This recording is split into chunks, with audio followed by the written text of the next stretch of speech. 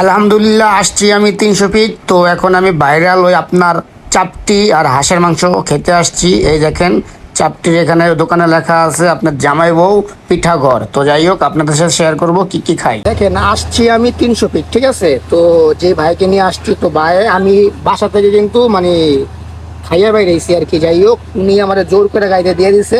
আমি কইতেছে খামু, উনি কইতেছে যে না খান নাই কিন্তু এই গাড়িতে থাকবো, মানে এই গাড়ি থেকে রাখা যায়। এখন যাই হোক বিসমিল্লাহ করে খাইতাছি, ঠিক আছে।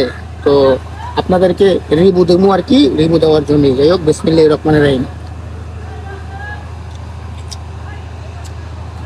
আলহামদুলিল্লাহ অনেক ভালো, ঠিক আছে।